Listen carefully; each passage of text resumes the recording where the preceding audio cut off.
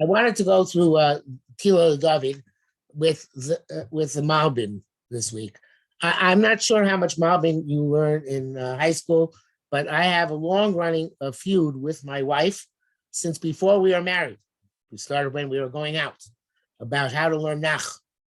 I hold it's impossible to learn Nach without Malbim, and it's a special bracha to our last generations that the Malbim was written in the 1800s, late 1800s, and we give them this great tool to learn Tanakh.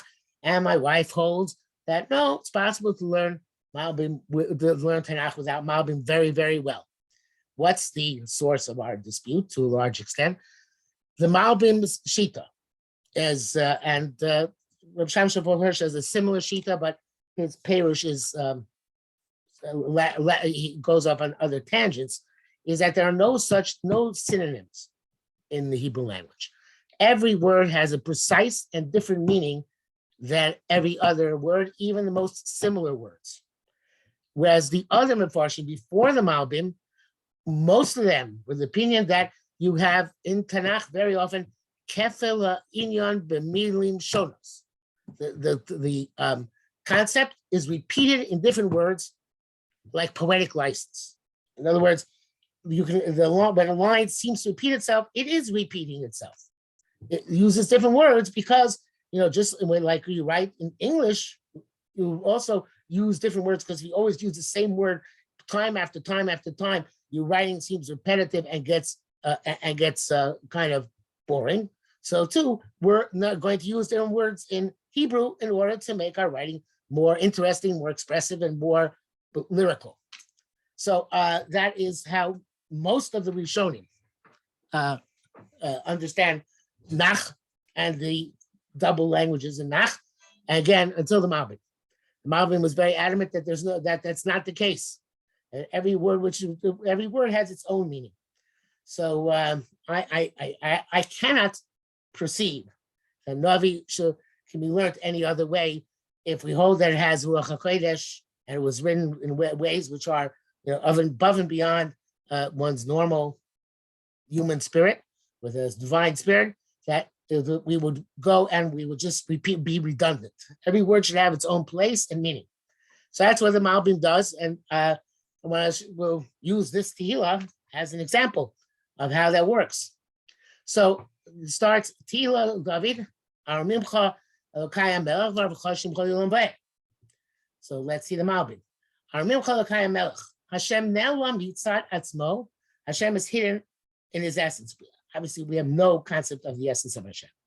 And we're told not even to bother trying because it's beyond human capacity to understand what Hashem is. But he's revealed to us in terms of his activities, what he does. This is the great problem which Judaism has, so to speak. If you're the great advantage of Avodah Zarah is that you're allowed to depict an image and say, this is the God, and devote yourself to this image. And the image becomes real to you. It's not, you have, granted,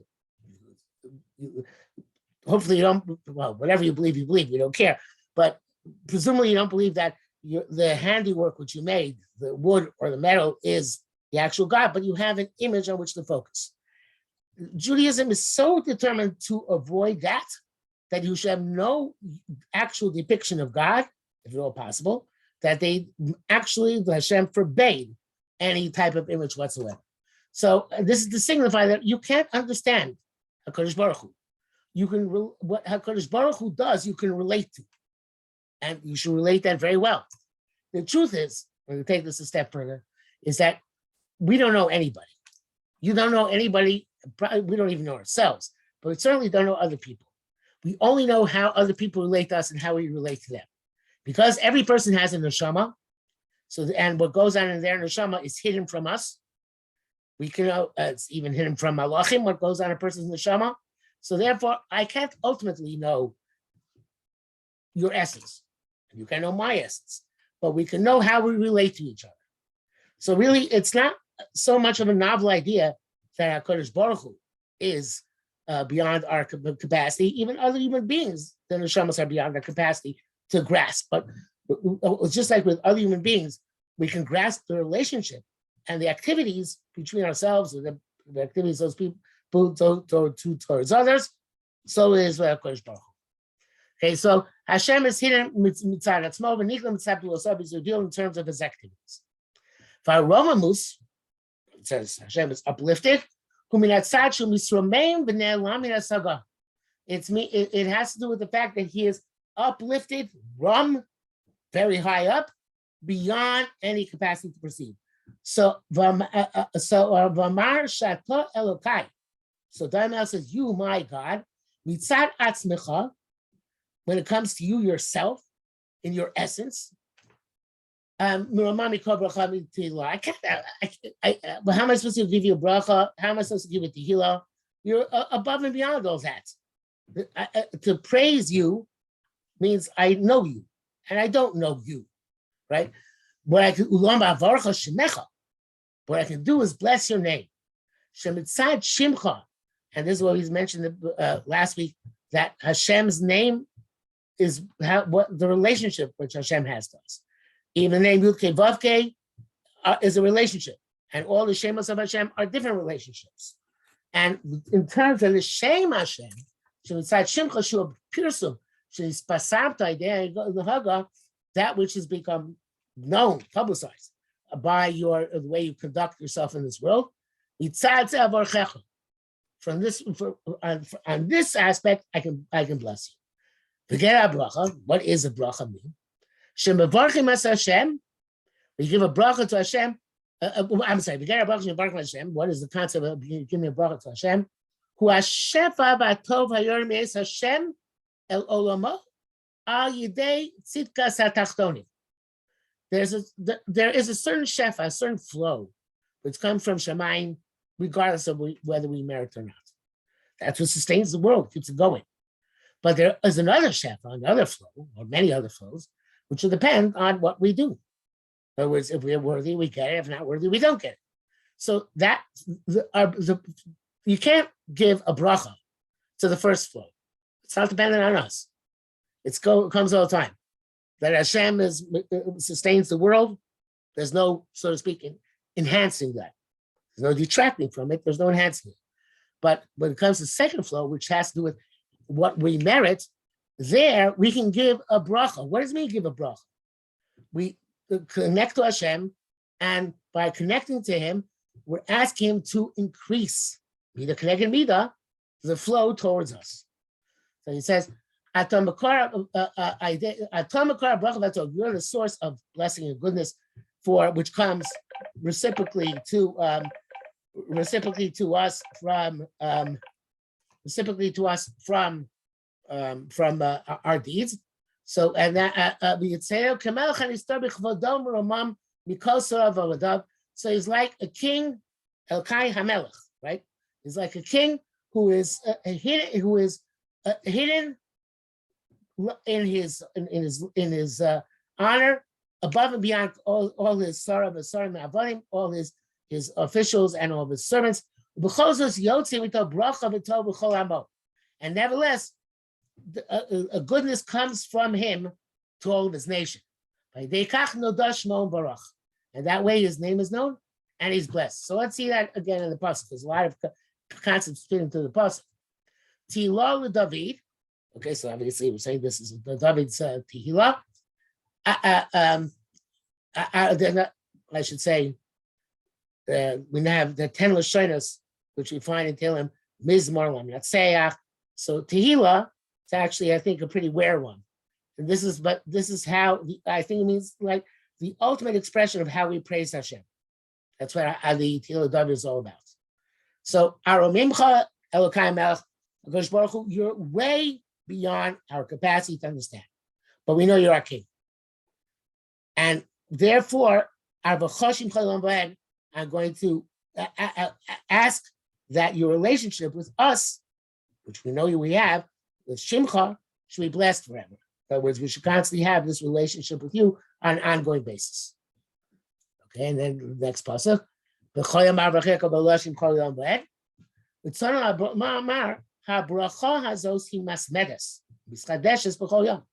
this bracha is constant and renewed every day. Now,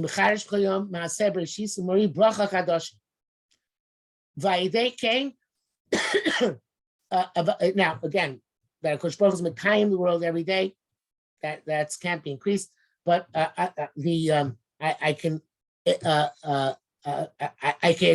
acknowledge it. So perhaps I think that's what my mom is saying here, that even no, I'm not sure he's saying. I'm not sure which one is going on. The flow which is constant or the flow which can be increased. You should be going the flow which can be increased. So it's and that is refreshed every day based on what we deserve.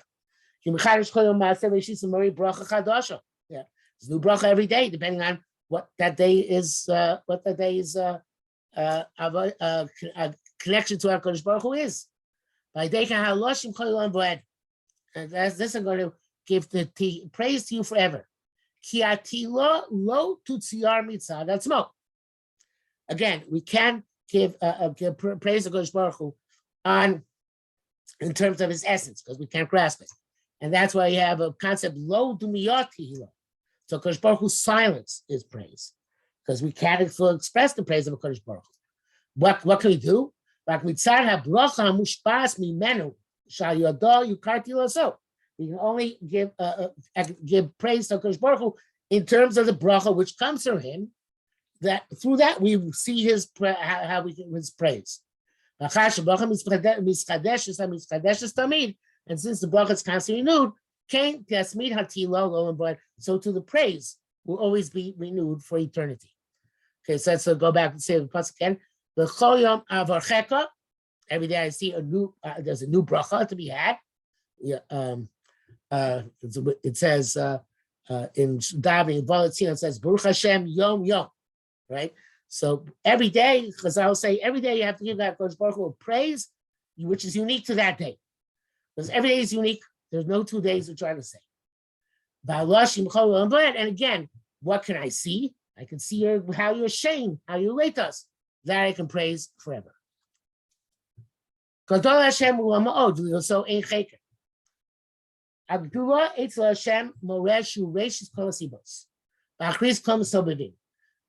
greatness by a Kodesh Baruch Hu. Now, when I translate Gadol, I usually translate it as Hashem is about Chesed, right? Because that, and when we say Gadol Gibor Vanora, Gadol is an adjective is a synonym with Chesed, and it represents the reason why that's close was something which is Gadol, which grows, and is something which expands. Chesed is an expansion, like the Baal Chesed expands towards others. So that's how I normally translate Gadol. But here he's saying that he's learning Gadol much more kipshuta. Hagdula it's Hashem oreshu reishis kol asibos. The greatness of Hashem is whatever shows that He is the beginning of all causes, v'achris kol mesuvavim, and the end of all effects. In other words, beginning and end of everything. Ani rishon, ani acharon. Shakom everything's for Him. V'idei kachu mulomod. I recognize that Akobi Dei Shamayim, everything is at the in the hands of a Kodesh Baruch Hu. That's the ultimate kedula, and therefore he's mulamod. But even though I can realize that, there is no end of the analysis of his greatness. No analysis will suffice to recognize the Kodesh Baruch Hu's greatness in his essence. And the more we analyze his good greatness, we'll know that we don't know. It's like the thinkers have said, the praises and the descriptions we give the Kodesh Baruch Hu and the praises, hey sholos lo mechayvos. They say that somebody else doesn't do this, right? I know nobody else has power besides Hashem. There's sholel. They say others don't have it, but they don't say what Hashem has, because we can't say that. So we can. That's why we say we adata yom ha'shilosa becha ki Hashem elokim b'shamayim ma'al v'aretz mitachas eino. The only thing which we can actually understand about HaKadosh Baruch Hu, and even that we can't fully understand, is that there is no power besides it. That means we sholel other powers. We say, we negate there being other powers. Other powers are just a mirage, it's just an illusion, because any of their power is only power which is given to them by HaKadosh Baruch Hu for as long as he decides to give them power. So nobody has their own power on their own. So we sholel the power from others, but we still, on the other hand, we can say in a positive sense, here mechayev means what's positive, we can't describe the extent in a positive way of the power of Hashem because it's beyond our capacity to even perceive, much less to define. So, Kadol Hashem Ulam Ma'od, Hashem is very great, and there's very much to praise him with, but we'll never get to the end of it because it's infinite. Dor l'doy shabach ma'asecha, v'rasecha yagidu. So now, dor l'doy shabach ma'asecha, says the Malbim, achar she'ein anu masigim gvulaso mitzad atzmo. Since again, we can't perceive HaKadosh Baruch Hu's essence. Yishabchu rak ma'asecha, all we do is praise what he does. Sh'rak l'yodam ma'tanikar, because only through them is he recognizable. V'yeshev da ben shevach l'tihila. There's a difference between these two terms. Again, many Rishonim would say Shebach and Tehillah, basically the same thing. But no, Shegeder Shebach, what does the Shebach mean? Shadover Mashbiach Yoser Mashiach Mikodem. Something is enhanced from what it previously was. So Mashakol Shiosipu Dor V'Dor, the more that each generation will add, Layen B'Maisa Hashem, to inquire into Hashem's deeds of Sisrei HaTeva and the secrets of nature. Yakir bam chachmas u'plios, they'll recognize amazing things, wondrous wisdom, which were hidden from earlier generations. So I just picked up a book which describes what extraordinary design there is in the migration of insects and birds, that they have powers of direction beyond any compass, and they have powers of mapping beyond any GPS, and how these are things which would only analyze very recently. One of the amazing things, which I haven't gone to that chapter yet, but I read this in a description of the book, is that a monarch butterfly only completes its migration cycle in 3 generations. Meaning it's only the 3rd generation which actually completes the migration started by the 1st generation. So it can't be giving Masorah from one generation to next generation because no generation has a complete Masorah. So unless it's pre-programmed into some intricate computer in the monarch butterfly's brain that it knows, which is very small, that it knows which way to go because of the mechanism which Kodesh Baruch Hu created. And we have now submarines which can go to the bottom of the oceans and see things which previous generations had no way of knowing. So these things are a shevach to Hashem because they're enhancing. There's more of this cognition of the Niflo Sabore from each and every generation. Each generation knows more about the amazing Niflo Sabore than the generation before. And they'll enhance his deeds, meaning they'll add to the understanding of the goodness and the chokhmah and the wisdom. I'll show you over and above that which existed till now. At Shekol Dor Haba, so each generation which comes year round will see Shador Kodem Lo Avias Mashem Hashem. They'll see the previous generations didn't understand the Ma'aseh Hashem properly. Each generation understands more and more and understands things which the previous generation couldn't understand. The whole concept, say, of DNA was only discovered in the 1900s, right? No previous generation could have understood how these things work. And then DNA, we get DNA, we understand how amazing there is a program which is programmed into everything, which again nobody else could have known before that.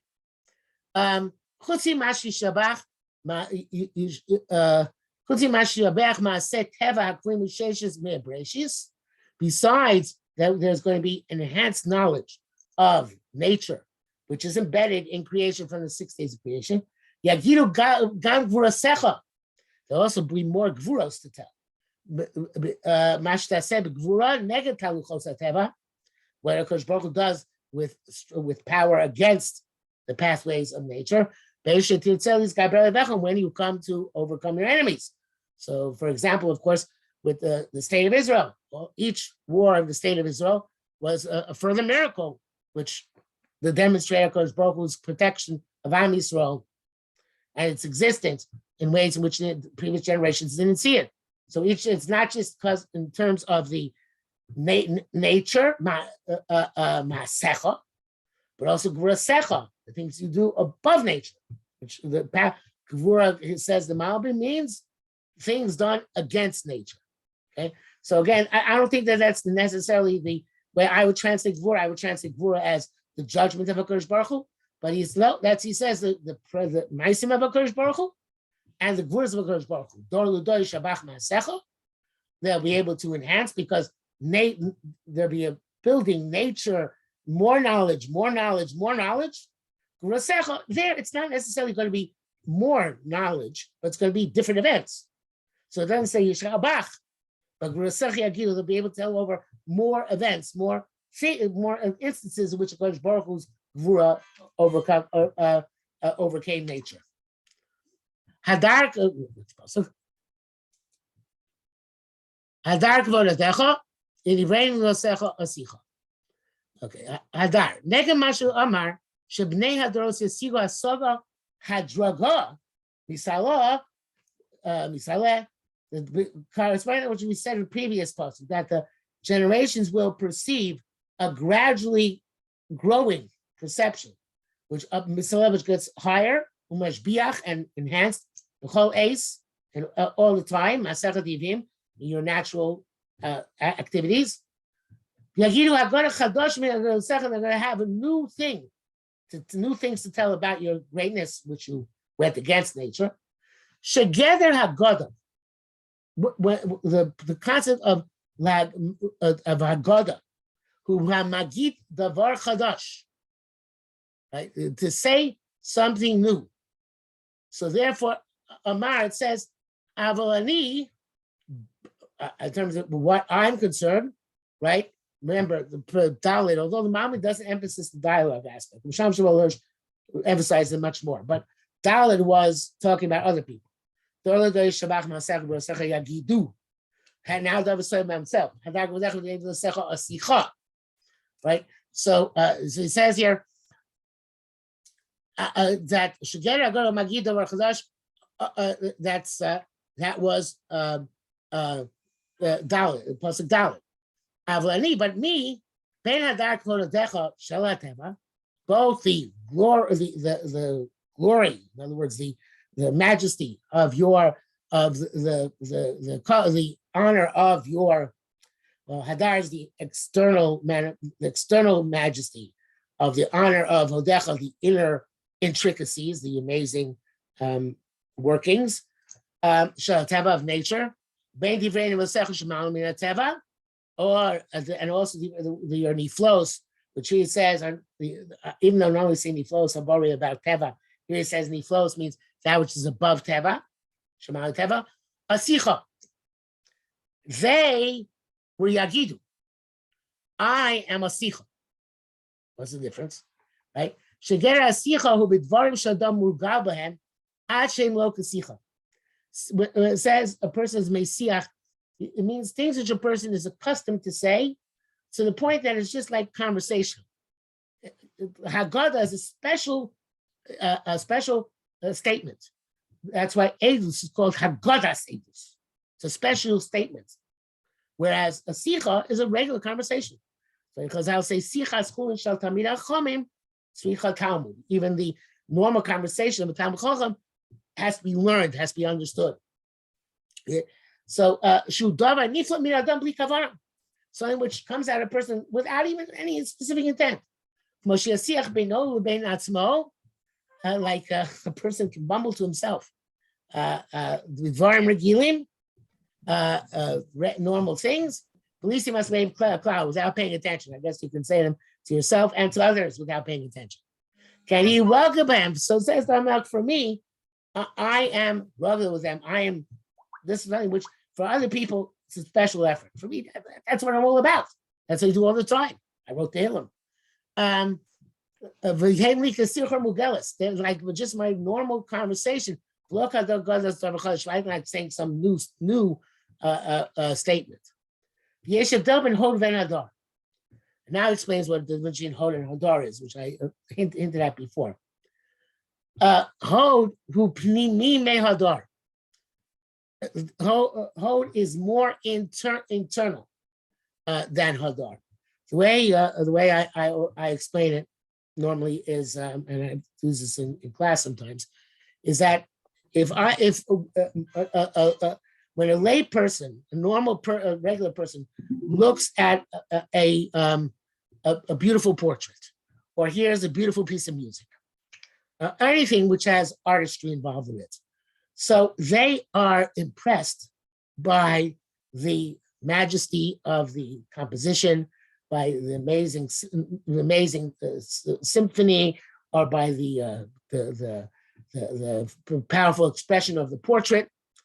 But a person who's actually an expert in the field, he'll go up close to the picture and he'll look at the lines of ink and the dots and the squiggles on the parchment, on the canvas, which to me would look like just a bunch of nothing, just like a scrabble. I don't appreciate the technique. Going up close is going to make it less of an experience for me.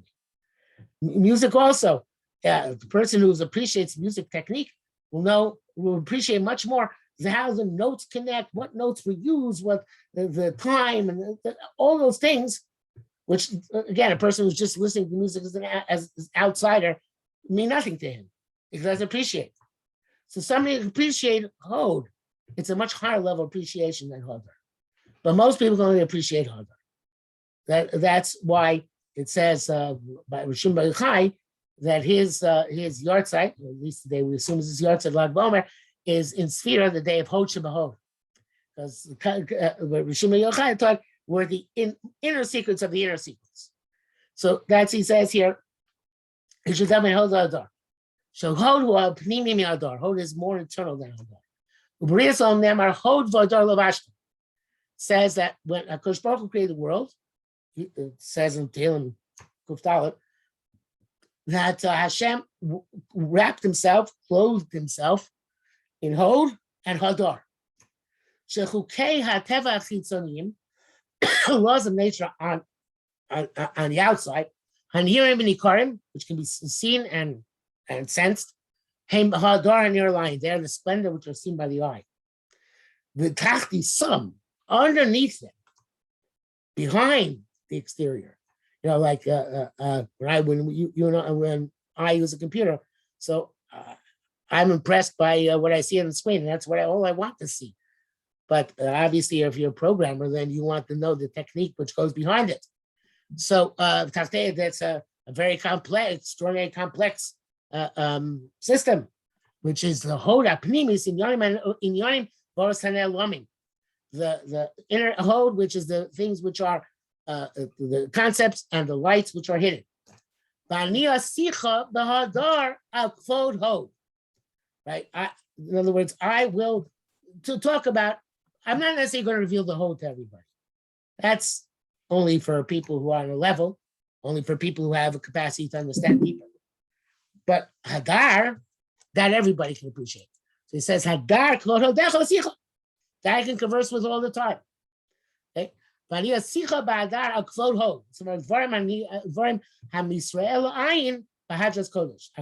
the things which can be seen by the eye in the splendor of holiness, and from there perhaps also get a glimpse of the Hod. But that obviously would not just be the Sikha, that would just be no real conversation. That would take a profound and directed effort. Okay, let's go to Vav. Vezuz Nosech Yomeru Glascha Asaprena. Vezuz. Omar Od Hevdel Ben Asagoso. Again, it's David Melch speaking directly here. He says another difference between his own perception and the perception of most people, the masses. Shem Yomu Norasecha. They will say the Noros.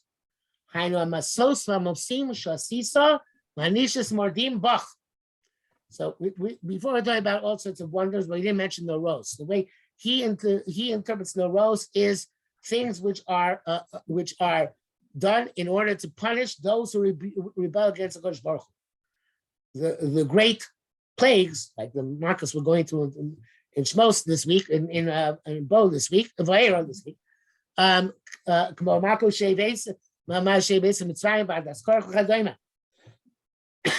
Marcos in Egypt, and the punishments of Korach, etc. Who had slumped is Izuz shall Nora Os. Izuz means strength, power, right? So this is the power which is demonstrated by these awe-inspiring episodes in history. The ancient, the word awful, once upon a time meant something which fills us with awe. Now it has a different meaning. But that's really in the old translations, the English of the Siddur, you would see that noros would be something which is norah be translated as awful. Okay, so that what's is shaydeze yisuman me'anashecha ki'ilu atana rolanish.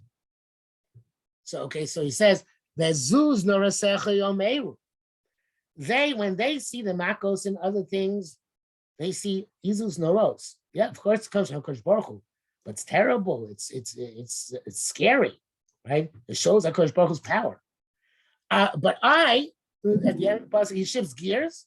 I'm sorry. Who had some Izus Shonosh Adesi Sorumi Rashecha. Through this, are going to fear your punishment. Kilatan Lanish, as if you're very terrible to punish. I'm not going to tell this over, insist on the basis of the fear and the judgment and the terrible qualities of Kodesh Baruch Hu when he comes to punish. Like it's a gdula. I will show in everything that Kodesh Baruch Hu does, gamzu l'toiva. Everything Kodesh Baruch Hu does is for a positive purpose. Even when a Kodesh Baruch Hu has to punish, it's not for just punishing. No, punishing the Kodesh Baruch Hu are to fix things and ultimately for the benefit of the world. They said, also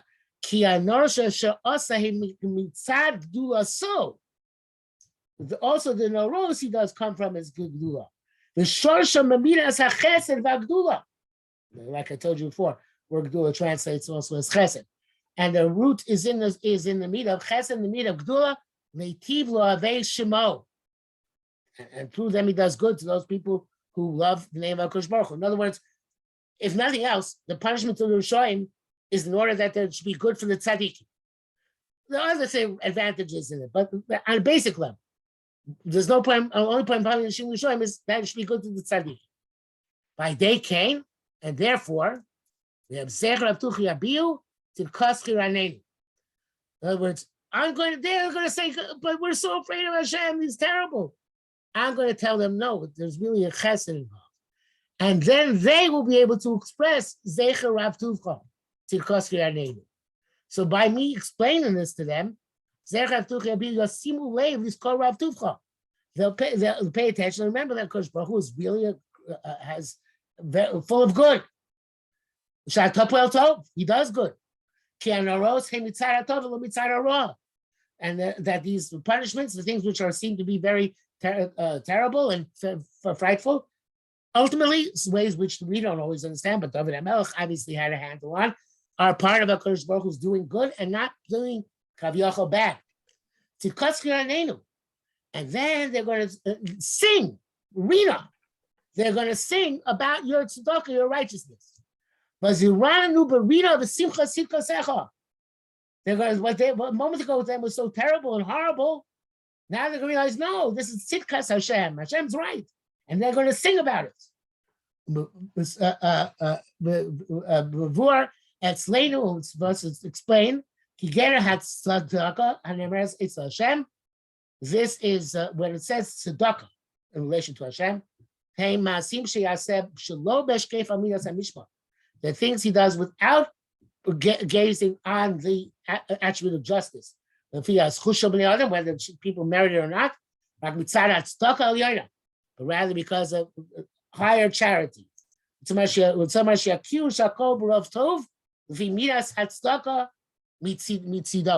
Everybody will recognize, it's actually mitzad, and then he goes on to the next part, mitzad, that he's chanun v'rachum. The next part, in other words, mitzad, they'll recognize the next pasuk, which I don't think I have time to do today, which is mitzad, he's chanun v'rachum. That's why he does all these things. So according to the Malbim, tzedakah means things which Kodesh Baruch does not because they're midah connected midah, but rather because he is doing things as a chesed to us. And that people realize that even the things which seem negative, they come because Sherachum Chanun Hashem. I don't know what so changes it here. I don't think he says Sherachum Chanun Hashem, not Chanun Rachum Hashem, but Shakom Asav Hein Mitzad Chanina Brachmin. Everything he does is a gift of grace and mercy. It's not that he does things which we don't necessarily deserve. The Gam on Shos are Rishoim, and even when he punishes the Rishoim, who erech hapayim, he's very patient, and he tries to give them opportunities to do tshuva. Beinu manish techef, he doesn't punish immediately. But Rav Chesed, and he's full of Chesed. In Yoshu tshuva, if they do tshuva, then he'll let them go. Of course, like the most famous case is the case of Ninveh, right? And so when he said Yonah, and they did tshuva. So again, which is, what is it, tzedakah? Hashem does things out of he gives us grace, the matnas chinam. He has rachamim on us, and and even for people who deserve punishment, he does erech hapayim, and he is Rav Chesed. He looks for the slightest degree of tshuva in order to see if their gzar din can be changed. Okay, I think we'll stop here for this evening. If there's any questions or any, I will go next week to further in Ashrei to finish it, unless this is too much. You can let me know, but otherwise we'll continue next week and finish it up. Okay. Thank you. Okay. Welcome. Have a good night.